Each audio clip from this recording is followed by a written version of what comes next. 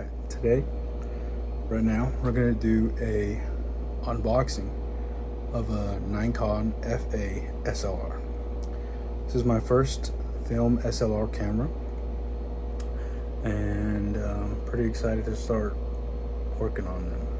Alright, I got my personal information out of there. We're going to figure out if we're going to be able to do this one-handed. Don't mind the mess on my desk. Ooh, maybe. Ooh, got some puncture there. Hopefully that'll be enough.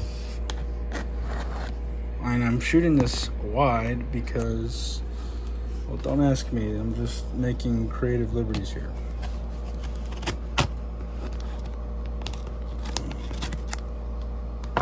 Ten, 4. All right, let's get this.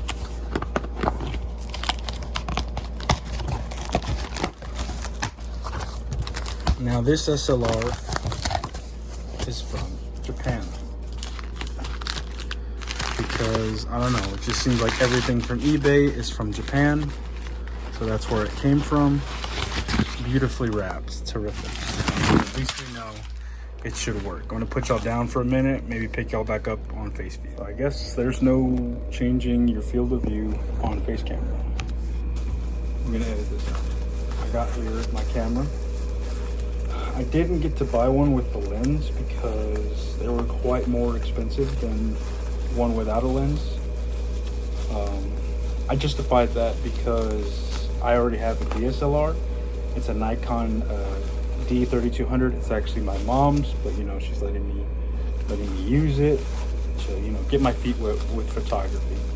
And that's why I'm making these videos, or making this video. It's gonna be my first one I plan to upload. We'll see if I do. And they wrapped this amazingly. This thing's probably going to be pristine. Having trouble. And I want to refrain from using, you know, sharp cutting tools and whatnot because I don't want to damage it. And it came with a strap. So no lens, but with the strap. Is that a fair trade-off? I don't know. I already have a lens. It's a 50mm lens. So this is also a Nikon. It's a Nikon FA, as I mentioned earlier. So they use the F-mount lenses on this camera. So I believe, I don't know that for a fact. Oops, guess I'll cut off. So I got the camera open. As I was saying, it does use the F-mount lenses because I was able to get my lens from my DSLR onto there. So it does fit. It's 50mm. It's the AF Nikon 50mm 1.8 aperture lens. I wish I had the 1.4 because I hear that one's a little better, or better for, it's different for, you know, different things. I'm still learning a lot about you know, the ISO, your aperture, exposure, things like that. You know, really the keys of photography, especially film, since it's so drastic. You can't just, you know, retake it once you take it. Once you expose the film and that's it. It's how it is. On DSLR or digital cameras, you have the liberty of, you know, retaking them or touching them up rather quickly. You can still touch up film if you develop it and digitize it, but you know, that'll take a lot of time. So that's like also why I kind of want to get into film. Yeah, I think there's something really nice about it. It's kind of, you know, obviously we don't use film widely anymore. It's more of a throwback. That sounded cringe, but more of a throwback, so it's really interesting. It's more of a challenge, you could say. Really makes you put more meaning into what you're shooting as opposed to, you know, digital. At least to me, that's what it means to me. So I'm really excited to go ahead and start getting into this camera and seeing what it can really do, seeing what I can do with it, and really, you know, expanding my skills in photography.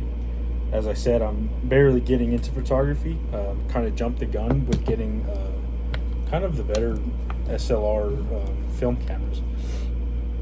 So, but I'm excited to grow into the camera. I've been doing a lot of research with them and found that most photographers agree that it's good to get a camera that you can grow into. You don't want to get, you know, a point and shoot that's like $1,500 like the Contax T2 that everyone seems to be getting into, when it's really just an expensive point and shoot. This this will be more interesting in my opinion. You know, SLRs, you can really mess with the exposure, aperture, all that to really make them look different as opposed to others, you know.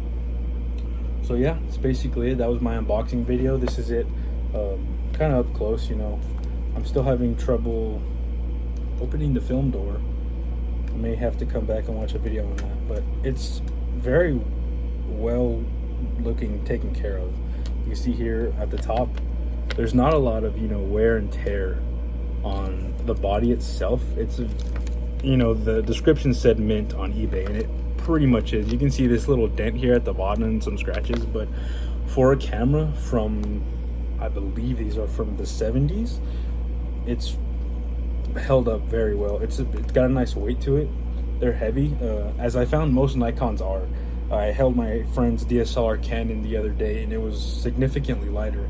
I don't know if it was because of the trim level or if all Canons are relatively lighter in comparison to Nikons, but yeah, they're heavy duty. You know, it's not that I'm planning on putting it through much wear and tear, but it could probably take it. So yeah, I'm excited to get into the SLR game and again see what I can do, see what it can do for me, you know. So we'll get back to it. All right, so I found out that, you know, of course I need batteries, but I think I'm gonna run to the store and get everything I need to really set this thing up. I don't know if this is gonna be a second video or just one all-in-one unboxing and setup video. We'll have to see, but until then, thank you for sitting through this video and enjoying this unboxing with me. See you next time. On our way to, I'm gonna go to Walgreens because I gotta think they have film and they have batteries for the camera. So we're on our way there. We're here at the Wall of Greens. Car plug, Honda SI, boy. We're gonna see if they have the film. I found batteries. I'm not seeing film.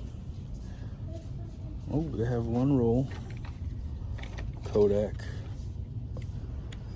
Ultramax. I was saying this one all over the place. Apparently it's pretty good, but it's better for higher light, which is okay because I might pop it in right now and go test some photos out. But most of the time I'd like to shoot night photography because that is my forte. All right, I looked it up and it says that it takes LR44. This obviously does not say LR44, but I also looked up like what to get. This says they fit. I mean, the internet says it fits, so I don't know. But we're gonna see if it works. Oh my God. I got the things I needed. We're gonna see if the batteries work, A, and B, if I can get the film loaded. I figured it out. I just had to refresh because it's a very tiny button that releases the film. It's that one, the little black knob. Anyways, I figured it out. So we're gonna see if I can figure it out. If I can get the batteries in, if they fit. This is the angle we're working with. I apologize if I got any hair or boogers. I'm gonna take off this with a quarter, is what I've seen it been done. I had to go in there and ask for change. Let's see if I can prop this up any better. No, I can't. Oh well. Deal with it. First timer, amateur, whatever you want to call it. Just listen to the dulcet sounds of my voice.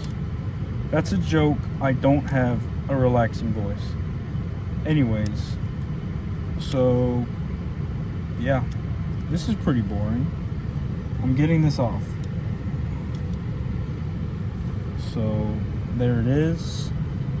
So I can focus that. There it is with my dirty fingernails.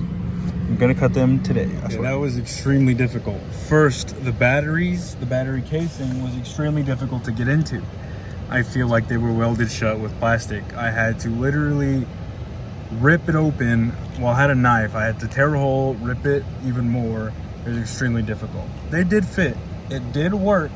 Turns out my shutter apparently only works with a battery installed because I did crank the film knob earlier and tried to shutter it and it didn't shutter. It had me worried.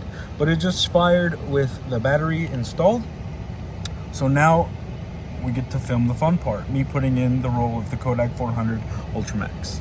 So we're gonna install this film, and I may need to rewatch a video on how to do it, because to be honest, I've seen a lot of videos because of course I've done my research, but you know, once you have it in your hand, it is different. So if you're also getting into your film hobby, just look forward to that. A lot of trial and error, a lot of rewatching videos. I can't tell you how many videos I watched in preparation of just thinking about getting a camera of this type.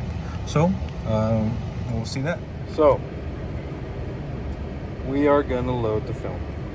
Sorry about the angle, it's bad, and you probably can't hear me that well, so I am gonna speak up. I'm gonna do my best to show you. We're gonna load the film in there. That's in the way. Unless it's not. I don't know, am I dumb? No, I'm not.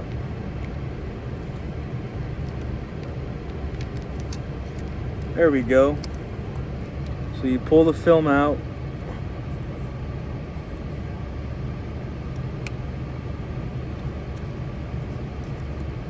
As far as I know, you stick it in that little tab. Make sure it's on the sprockets. Wind it. And that didn't work. So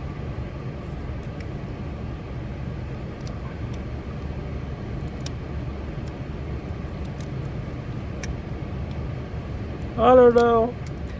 I'm worried.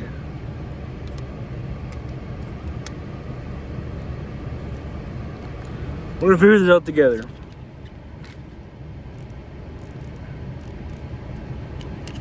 Yeah. Stick it in there.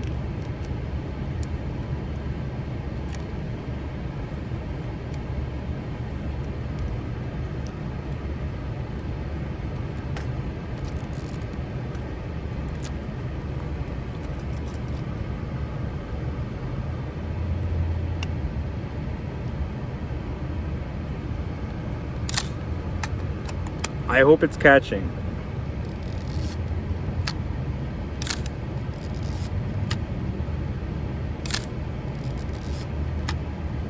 All right, it's at round 1 now. You can see here, it says 1 right there.